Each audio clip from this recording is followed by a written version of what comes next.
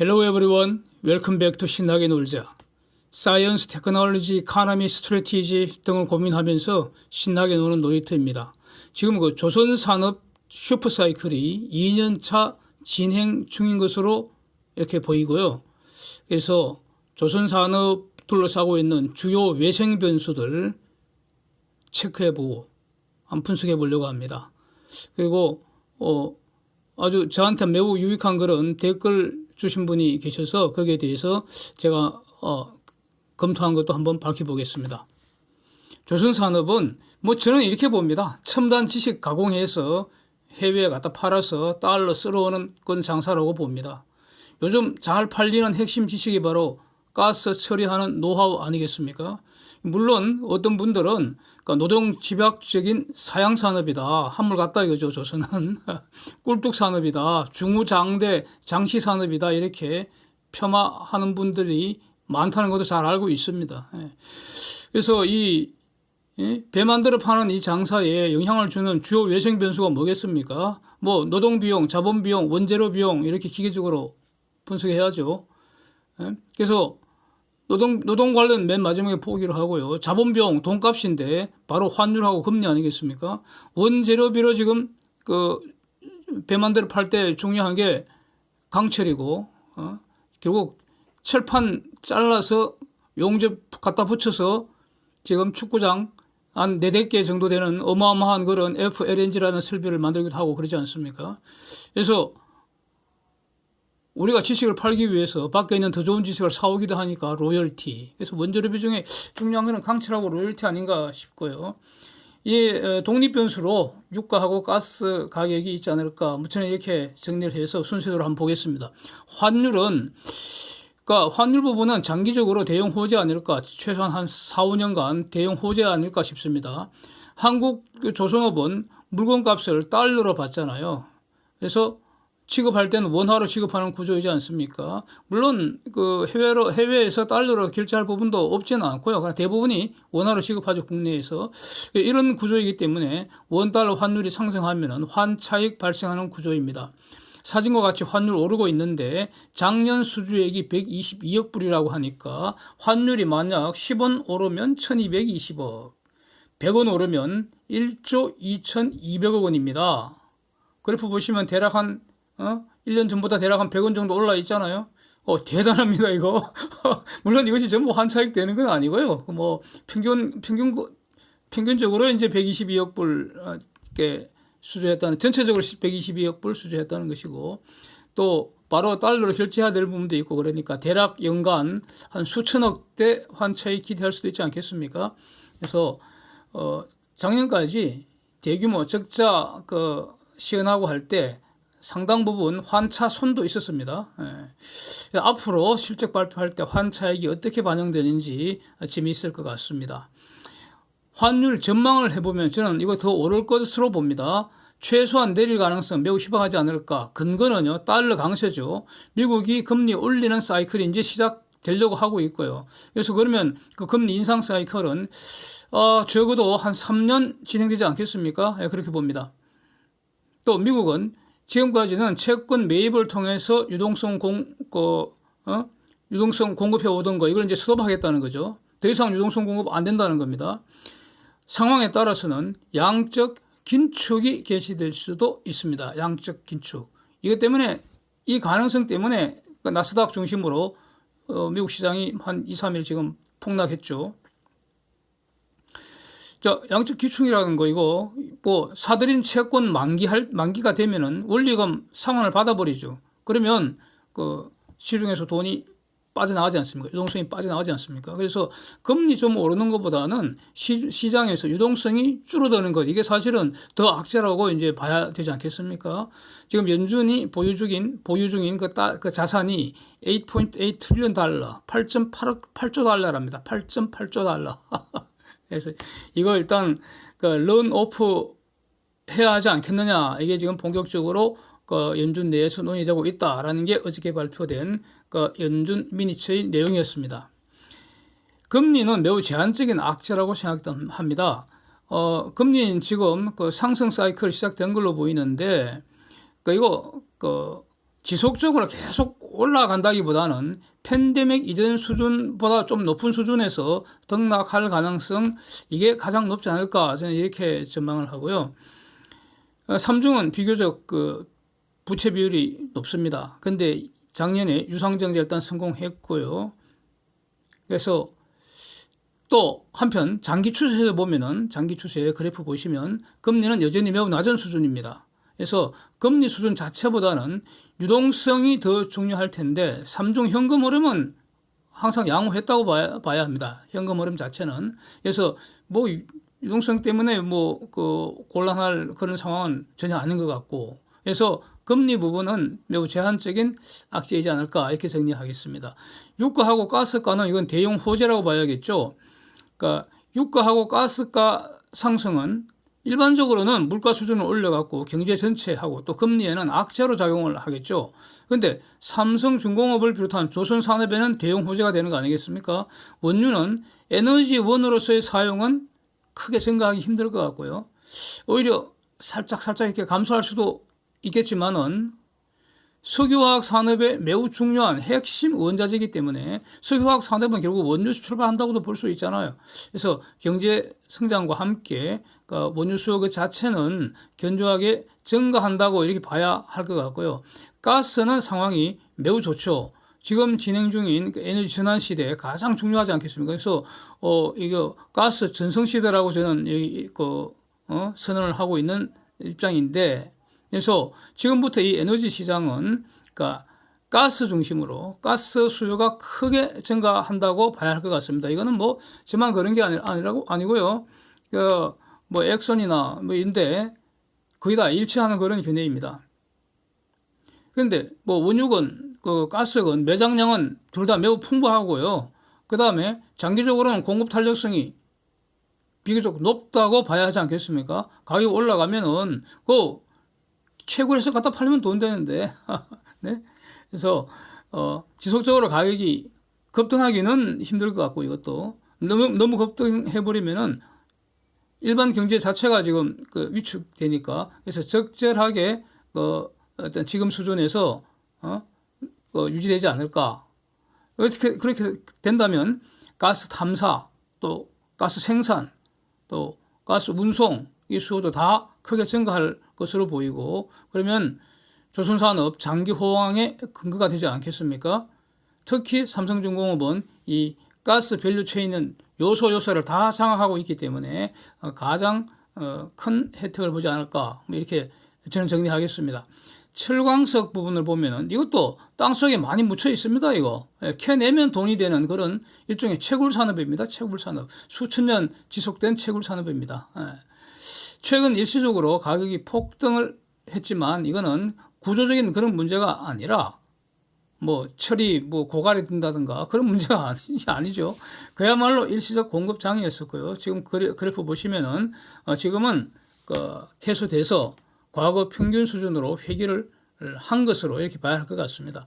철강도 이것도 특히 뭐 후판 가격 이런 거 악재가 되기는 힘들다고 저는 일단 정리하겠습니다. 연구하니 철광석 가격은 과거 수준을 회귀를 했고요.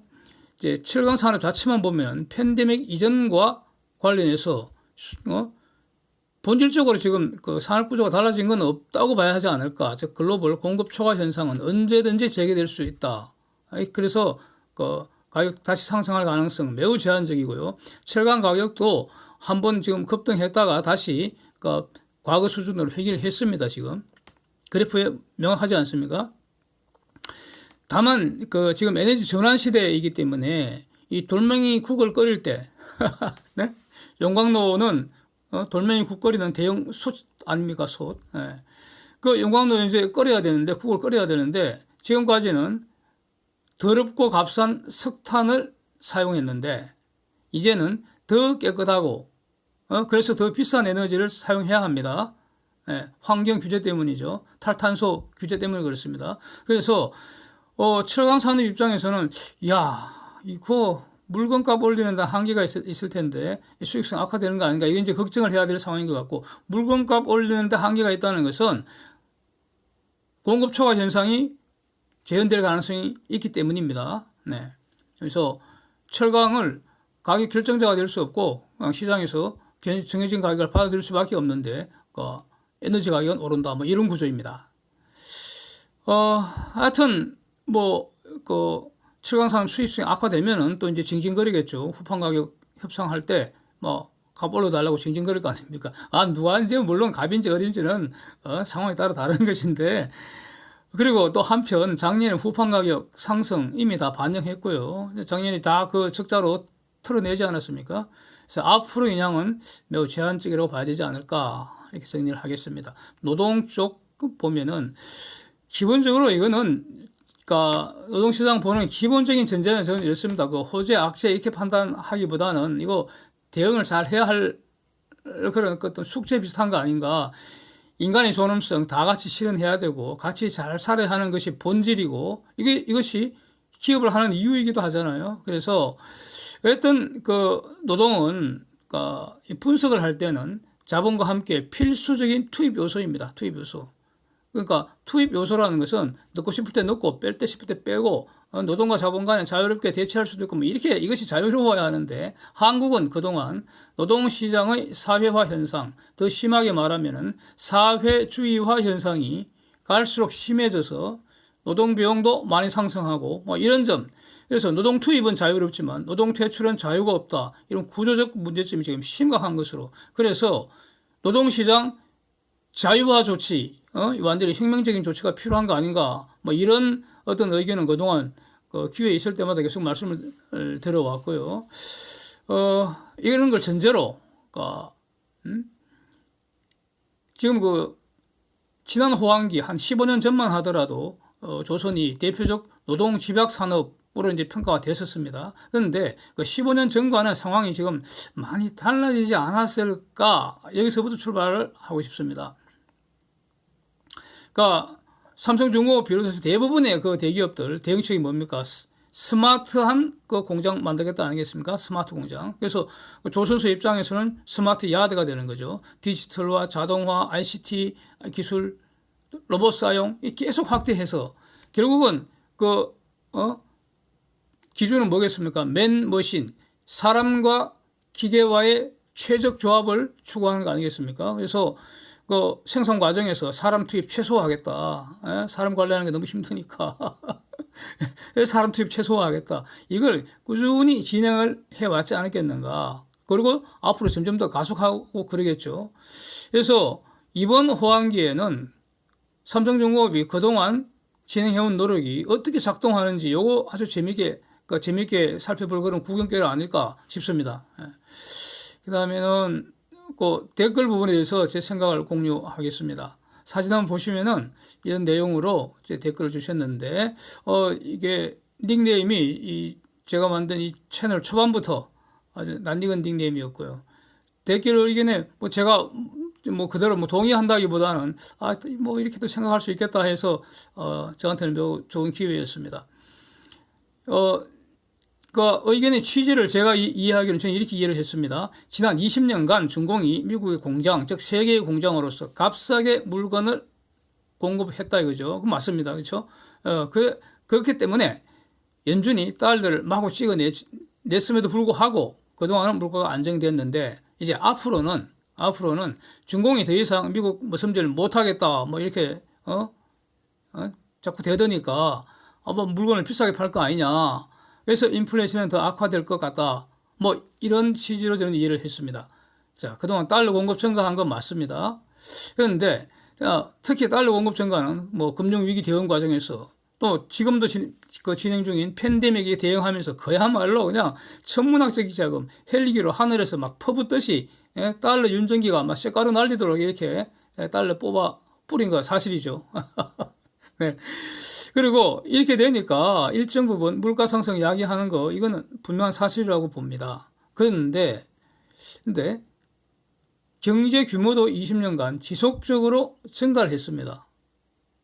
미국뿐만 아니라 글로벌 경제가 다 지속적으로 증가했고요. 달러는 기축통화입니다. 기축통화라는 것은 세계의 돈이라는 거죠. 세계의 돈입니다.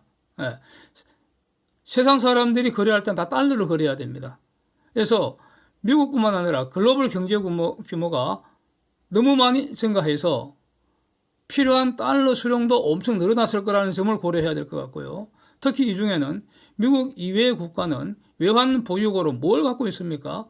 달러를 쌓아둬야 합니다. 달러를 쌓아둬야 합니다. 그래서 찍어낸 달러 중 상당 부분이 전부 다 시장에서 돌아가는 게 아니고 상당 부분이 그냥 사용 안 하고 통장에 있는 거 아니냐 이겁니다.